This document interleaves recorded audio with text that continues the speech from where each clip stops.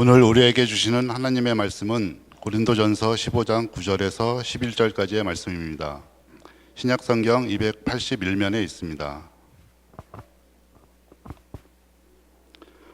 다 찾으신 줄 알고 제가 봉독하겠습니다. 나는 사도 중에 가장 작은 자라. 나는 하나님의 교회를 박해하였으므로 사도라 칭함받기를 감당하지 못할 자니라.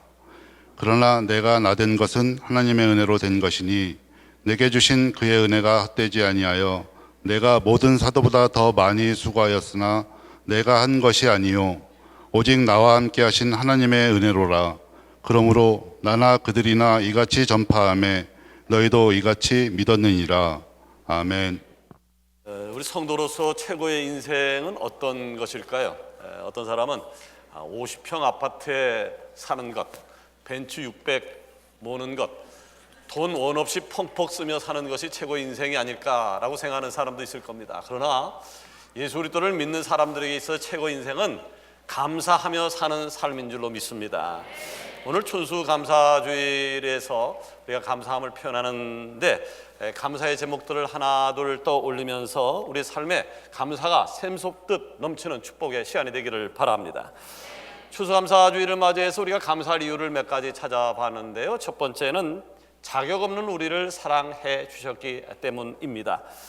전 세계 기독교인들이 가장 많이 부르는 찬송가 중에 하나가 찬송가 405장 나 같은 죄인 살리신이라고 이야기를 합니다.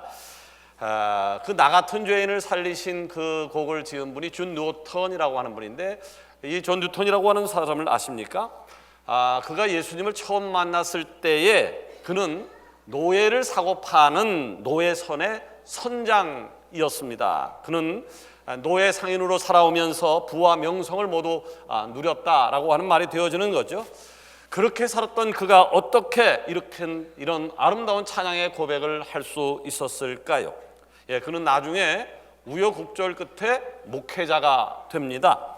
목회자가 된 뒤에 지난날의 삶을 회고하면서 이런 고백을 했습니다.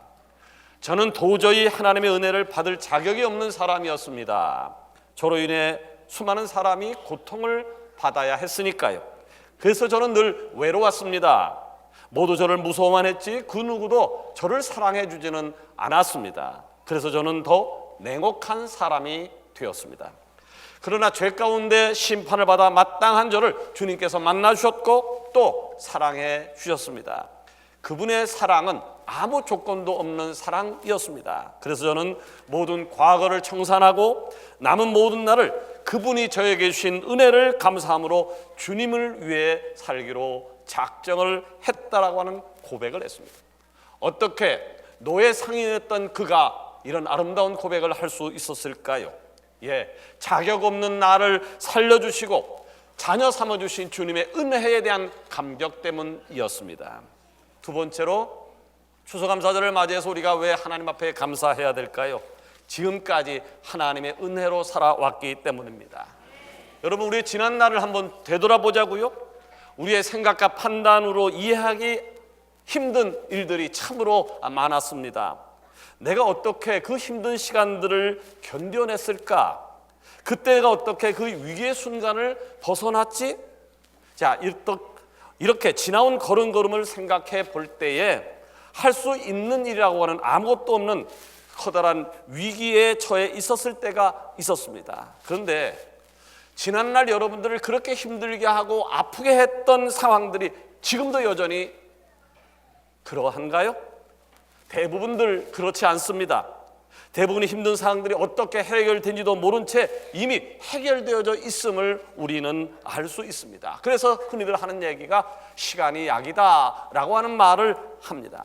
그러나 예수 그리스도를 나의 구주로 믿는 성도는 그런 말을 해서는 안 됩니다. 여러분, 시간이 약이 아닙니다. 시간은 그저 시간일 뿐입니다. 단지 모든 시간 속에서 우리를 지키신 하나님이 계셨기에 우리가 오늘 감사함으로 추수감사 예배를 드릴 수 있게 되어진 것이죠. 모든 것이 하나님의 은혜입니다. 자, 그렇다면 주님의 은혜로 살아가는 우리들은 어떤 삶을 살아야 할 것인가? 받은 은혜에 합당한 삶을 사는 것이 옳습니다. 자, 사도 바울은요, 그 은혜에 대한 성도의 적절한 반응이 무엇인지를 오늘 읽은 11절에서 이렇게 표현을 하고 있어요. 그러므로 나나 그들이나 이같이 전파함에 너희도 이같이 믿었느니라. 자, 저들이 예수 그리스도를 어떻게 전했다고요? 사도 바울이나 예수님의 제자들이나 초대교회 사람들이나 복음을 어떻게 전했다고요? 목숨을 걸고 전했다라고 했습니다. 저들의 그런 삶이 있었기 때문에 오늘 우리도 이 자리에서 하나님을 찬양하면서 예배를 드릴 수 있게 되어진 것이죠. 생각해보면 저들은 참으로 멋진 인생을 살았다라고 이야기할 수밖에 없을 겁니다. 이제 말씀을 맺으려고 합니다. 하나님께서 아무 자격도 없는 우리를 선택하셔서 예수 믿고 구원받게 하시고 서강 공동체가 되게 하셨습니다. 그렇다고 하면 이제 우리가 감사함으로 그분 앞에 보여드릴 차례가 되었습니다. 오늘 우리는 풍물 찬양을 통해서 그리고 헌신과 헌금과 봉사로 뿐만 아니라 세상 속에서 살아가면서 은혜에 합당한 그리스도인의 모습을 갖고 사람 냄새가 나는 아름다운 서강의 지혜가 다 되어지기를 살아계신 예수 그리스도 이름으로 축원합니다. 기도하십시다.